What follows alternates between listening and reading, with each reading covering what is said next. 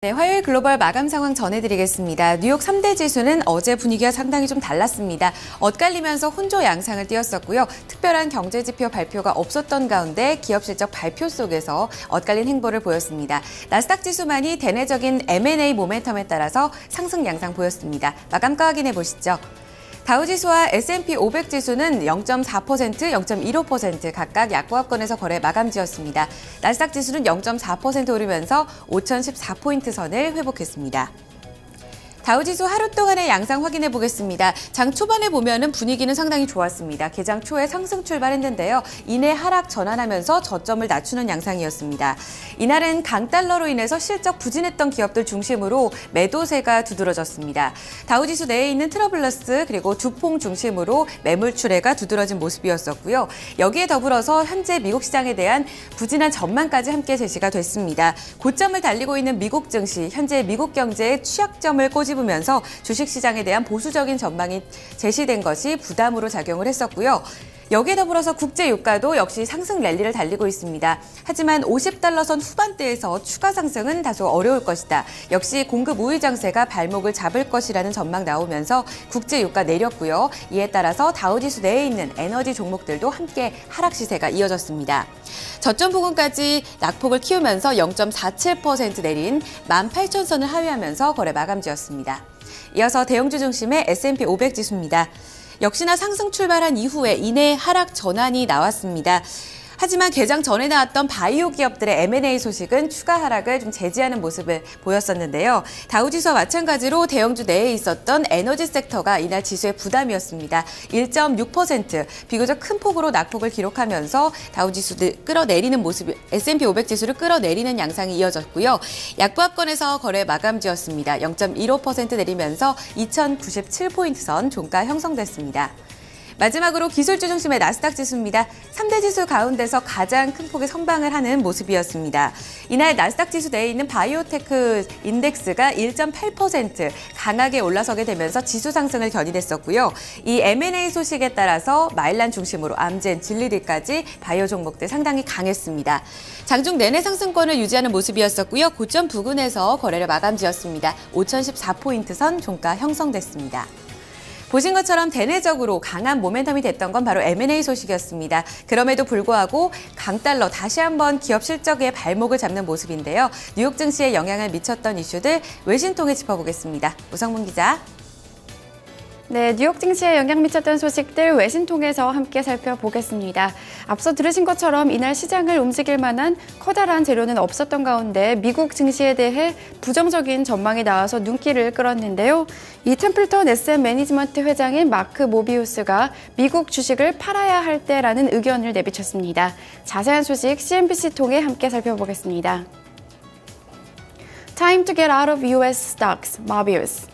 현지 시간으로 어제 모비우스 회장은 CNBC와 인터뷰를 가졌는데요. 이 인터뷰에서 모비우스 회장은 현재 다수의 미국 기업이 역풍을 맞고 있기 때문에 미국 기업의 실적은 투자자들 예상보다 안 좋을 것이라는 발언을 했습니다. 미국 기업 실적에 대한 기대감이 낮은 가운데 실적이 더 안 좋게 나올 수도 있다는 취지의 발언을 한 것인데요. 또한 모비우스 회장은 미국의 경기 회복세가 여전히 미약하다며 특히 이번 행정부에서 기업에 대한 압력이 크다라는 발언을 했는데요. 특히 이 오바마 행정부가 기업에 대한 큰 압력을 행사하고 있다는 주장입니다. 모비우스 회장은 이에 대해서 이 오바마 행정부는 특히 은행들을 미워하는데 은행들은 기업이 필요로 하는 사업적 지원을 제공할 수 없는 상태라고 지적을 했습니다.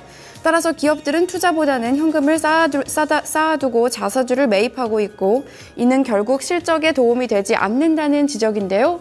따라서 모비우스 회장은 미국 시장에서 빠져나와 신흥국에 투자해야 한다고 강조했습니다. 실제로 올해 들어 신흥국 시장의 수익성은 미국을 뛰어넘는 모습을 보이고 있는데요. MSCI 신흥국 지수는 현재까지 8.5% 올랐지만 S&P 500 지수 상승률은 2%에 불과합니다. 모비우스 회장은 신흥국 중에서도 중국, 인도네시아, 태국, 대만, 아시아 증시를 낙관적으로 평가했는데요. 특히 중국 증시가 넘버1이라면서 중국 증시에 투자할 것을 추천했습니다. 네, 다음 소식 살펴보겠습니다. 이날 미국에서는 주요 경제 지표 발표가 없었던 가운데 유로존에서는 다소 부진한 소식이 들려왔는데요. 바로 유로존 국가들의 정부 부채가 사상 최대를 기록했다는 소식입니다. 월스트리트 저널을 통해 좀 더 자세히 살펴보겠습니다. Eurozone government debts continue to rise in 2014. 현지 시간으로 어제 월스트리트 저널에 따르면 이 2013년 말 기준으로 유로존의 평균 정부 부채는 GDP의 91.9%를 기록한 것으로 확인이 됐습니다. 이와 같은 수치는 2012년 수치였던 90.9%보다 증가를 한 것인데요. 2012년에도 높은 수치를 기록했었지만 꾸준히 증가세를 보이고 있는 모습이 확인되고 있습니다. 이 기간 유럽연합 28개 국가들의 주가 부채도 상당히 높은 수준을 기록했는데요. 86.8% 기록하면서 전년보다 높아지는 모습이 나타났습니다.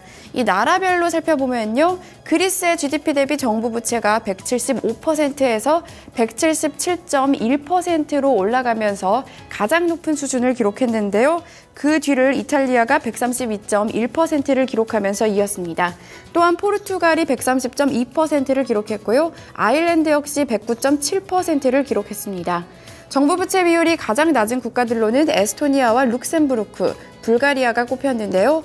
유럽통계청은 이에 대해서 유로존 위기 극복에 대처하기 위한 차입금이 증가하면서 이자도 함께 늘어나며 정부 부채가 늘어났다고 평가했습니다. 또한 월스트리트 저널은 이에 대해서 유로존의 경제 성장이 미약한 수준을 나타내면서 나라들이 세금을 올리는 것도 쉽지 않은 상태라고 덧붙였습니다. 해외 주요 소식들 외신 통해 함께 살펴봤습니다. 네, 자 이렇게 뉴욕의 3대 지수 흐름과 그에 따른 해외 소식들 저희가 좀 살펴봤습니다. 자 그러면 지수 내 구성 종목들 주요 종목은 또 어떻게 마감이 됐는지 종목별 마감 상황 좀 살펴보도록 하고요. 이에 따른 또 종목별 외신 소식도 함께 체크를 해보도록 하겠습니다. 다시 시황센터로 넘어갑니다. 어이젠 거우성 기자 두 분 전해주시죠.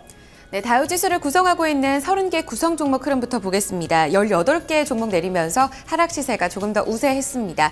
가장 크게 내린 쪽은 역시 실적이 부진했던 쪽입니다. 트래블러스, 듀퐁, GE, IBM, 버라이존을 포함한 18개 종목 부진했고요. 반면에 비자, 시스코 시스템즈, 보잉 등 12개 종목이 올랐는데요. 이들의 상승폭은 제한적이었습니다. 하락률 상위 종목부터 다시 한번 짚어보시죠. 트래블러스가 다우지수 내에서 가장 크게 내렸습니다. 비교적 4%라는 낙폭을 기록하면서 굉장히 좀 큰 부담이 됐는데요. 바로 실적 때문이었습니다. 이번 순이익이 지난해 같은 기간보다 21% 무려 두 자릿수의 감소를 보였었고요. 이에 따라서 투자 심리가 어두웠습니다. 그 뒤를 이어서 듀퐁도 낙폭이 컸었는데요. 순이익은 기대보다 늘었습니다. 하지만 매출이 예상을 하회하게 되면서 연간 실적 전망도 낮춰잡았습니다. 강달러 여파를 좀 강하게 받고 있는 모습인데요. 이에 따라 3%대 가깝게 밀리는 양상이 이어졌습니다. 좀 더 내려가면 매출 어제 실적을 발표했었던 IBM입니다. 역시 순이익은 예상치에 부합을 했었는데 매출이 좋지가 못했었죠. 이날 정규장에서 1% 넘게 내렸고요. 조금 더 내려가 보시면 통신주 버라이존 커뮤니케이션도 이날 실적을 발표했습니다. 순이익은 예상을 상회했었는데 역시 매출이 둔화하는 모습이었었고요. 경쟁 심화로 인해서 연간 실적 전망 역시 좋지 않아 보입니다. 0.4% 내림 구간에서 거래 마감지였습니다. 전반적으로 다우지수 내에 있는 종목들 실적이 좋지 못했던 종목 중심으로 낙폭도 크게 형성되는 모습이었습니다. S&P 500 지수 내의 업종별 흐름 살펴보시죠. 대형주 내에서는 역시나 이 바이오 헬스 종목들 중심으로 강세였습니다. 바이오 헬스케어 섹터가 이날 0.6% 두드러지게 강세 흐름을 나타내는 모습이었었고요. 반면에 내린 쪽을 살펴보시면 앞서 말씀드린 대로 에너지 섹터가 부진했습니다. 1% 넘는 하락 시세를 보여줬었고요. 유틸리티와 자본재, 금융도 함께 부진했습니다. 특징주 보겠습니다. 간밤에 거대 M&A 소식이 있었습니다. 이스라엘 테바 파마슈티컬이 미국의 제네릭 제약 업체죠. 마일란을 인수하겠다는 소식이 전해졌습니다. 인수합병 규모가 401억 달러에 이른다고 하는데요. 이번 M&A를 통해서 거대 제약 기업이 탄생할 것이라는 기대감 함께 반영되고 있고요. 이 테바와 마일란 모두 비용 절감 효과를 강하게 누릴 수 있을 것이라는 기대감도 함께 반영됐습니다. 이스라엘 증시에서 테바는 3% 올랐고요. 마일란 주가는 이날 미국 증시에서 8% 급등 양상을 보였습니다. 한 종목 더 살펴보겠습니다. 장 마감 후에 실적을 발표했던 바이오 기업 하나 더 보시죠.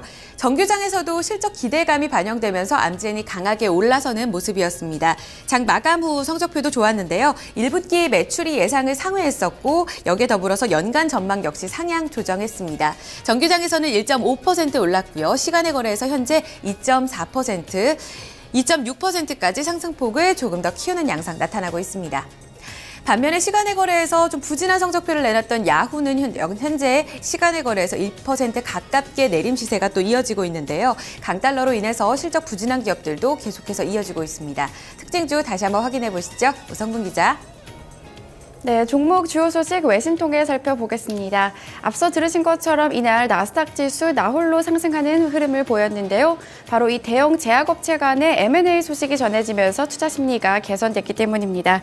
이스라엘에 기반한 테바 파마스티컬이 이 복제약품업체인 마일란의 인수를 제안했다는 소식이 들려왔는데요. 로이터 통신 통해 좀 더 자세히 살펴보겠습니다. Generic drug maker Teva makes $40 billion offer for rival Mylan. 현지 시간으로 어제 로이터 통신에 따르면 테바 파마스티컬은 400억 달러, 주당 82달러의 마일런을 인수하겠다고 제안을 했습니다. 이번 거래는 현금과 주식으로 이루어질 예정이라고 하는데요. 로이터 통신은 최근 테바가 이 제너릭 시장의 경쟁이 심해지면서 새로운 매출원을 찾아야 하기 때문에 이와 같은 결정을 내린 것으로 보인다고 평가했습니다. 테바가 마일란을 인수할 것이라는 전망은 그동안 꾸준히 제시돼 온 바 있는데요. 만약에 이번에 이 딜이 성사된다면 지난 12개월간 있었던 제약회사 중 인수합병 중 두 번째로 큰 규모의 합병이 탄생되게 됩니다. 올해 가장 큰 인수합병은 바로 이 액타비스의 660억 달러 엘라건 인수였는데요. 특히 최근 지네릭 제약회사들은 더 다양한 상품에 접근하고 이윤폭을 크게 남기기 위해서 몸집을 불리고 있다는 평가입니다. 하지만 이번 딜이 성사되지 않을 가능성도 높다고 로이터 전문가들은 예측했는데요. 특히 로이터 전문가들은 테바가 인수 금액을 주당 90달러 선으로 올려야 할 것이라고 예측했습니다. S&P 캐피탈 애널리스트의 제프리 루 역시 주당 92달러 이상이 되지 않는 한 이번 거래가 성사되기는 힘들 것이라고 내다봤는데요. 이 소식에 테바의 주가는 1.37% 올랐고 마일란의 주가는 8.85% 급등했습니다. 네, 다음은 이날 실적 공개한 기업 살펴보겠습니다. 다우지수 구성 종목인 버라이존이 실적을 공개를 했는데요. 엇갈린 실적이 공개가 되면서 이 주가는 하락하는 모습을 보이고 있습니다. USA Today 통해 좀 더 자세히 살펴보시죠. Verizon meets earnings expectations, says new TV plans are okay. 현지 시간으로 어제 USA Today에 따르면 버라이존은 1분기 주당 순이익이 1달러 2센트를 기록했다고 밝혔습니다. 이와 같은 순이익은 전문가 예상치였던 95센트를 상회하는 결과였는데요. 하지만 그럼에도 불구하고 같은 기간 매출은 다소 부진했습니다. 이 기간 매출 살펴보시면요. 320억 달러를 기록하면서 지난해 같은 기간 대비 3.8% 증가했는데요. 하지만 투자자들은 이 예상치였던 322억 7천만 달러를 하회했다는 것에 중점을 뒀습니다. 이 좀 더 구체적으로 살펴보시면요. 버라이존의 무선 사업 부문이 매출이 6.9% 증가했고요. 유선 사업 부문 매출은 4% 증가했습니다. 또한 이 순익 같은 경우에는 구독자가 늘어나면서 개선이 됐는데요. 인터넷 제공 프로그램인 파요스 가입자가 13만 3천 명 늘어났고 비디오 가입자는 9만 명이나 늘어난 것으로 확인이 됐습니다.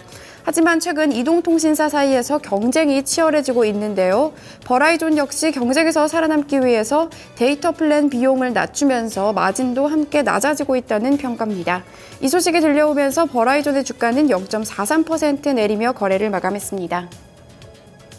종목 주요 소식까지 외신 통해 함께 살펴봤습니다. 네, 자 이렇게 지수 내 구성 종목들 마감 상황 그리고 종목별 외신 소식까지 좀 챙겨봤습니다. 자 그럼 유럽 증시 마감 상황은 어땠는지 그리고 떨어진 유가 흐름은 어땠는지 또 체크를 해보도록 하겠습니다. 자 이 부분은 어이지 앵커가 전해드립니다. 네, 앞서 마감한 유럽 증시는 반등에 성공했습니다. 독일의 지표 호조 그리고 유로화 약세에 따라 기업 실적 기대감도 커졌는데요. 하지만 주요 증시의 상승 탄력은 강하지는 못했습니다. 런던 푸치백 지수가 0.15% 강보합권에서 거래 마감지였고요. 독일 닥스 지수는 0.4%, 11,939포인트 선을 회복했습니다. 이어서 상품 시장 보겠습니다. 국제유가 앞서 들으신 대로 배럴당 2%대 내렸습니다. 예멘발 불확실성 여전히 잔재하고 있지만요. 그럼에도 불구하고 공급 우위 장세가 지속될 것이라는 우려감에 따라 매도세가 우세했습니다. 55달러 선까지 내려갔고요. 금값은 달러 약세 영향에 따라서 올랐습니다. 0.8% 오르면서 1,203달러 선까지 올라섰고요. 곡물 가격은 대체로 엇갈렸는데요. 옥수수 가격은 1%대 내리면서 부실당 3달러 80센트 기록했습니다. 이어서 주요 지수입니다. 필라델피아 반도체 지수는 반도체 종목들 호조에 따라서 707포인트 선까지 올라섰고요. 공포 지수는 내렸고 BDI 발틱 운임 지수가 추가적으로 오르면서 600포인트 선을 돌파했습니다. 마지막으로 외환채권 시장입니다. 마지막으로 서울 외환시장에서 전날 원달러 환율은요. 이 달러와 강세 영향에도 불구하고 이 외국인들의 코스피 매수 지속이 이어지게 되면서 상승폭은 제한됐습니다. 4원 20전 올랐고요. 1083원 40전 종가 형성됐습니다. 마지막으로 뉴욕 채권시장에서 미국채 10년물 금리는 전거래일보다 소폭 오르면서 1.91%를 회복했습니다. 지금까지 글로벌 마감 동향 전해드렸습니다. 네, 자 이렇게 유럽 시장과 글로벌 마감 동향까지 모두 다 좀 살펴봤습니다. 오늘 오전에 좀 중부권에 좀 비 소식이 있습니다. 이 비만 그치고 나면 오후부터는 다시 포근한 날씨를 좀 되찾을 거라고 하는데요. 일교차 좀 심할 거라고 하니까요. 이 부분도 좀 단단히 좀 챙기고 나가셔야 되지 않을까 하는 생각이 드네요. 자, 토마토 믹쇼 1부 순서 마무리 짓도록 하겠습니다. 저희 잠시 후 2부에서 다시 뵙겠습니다.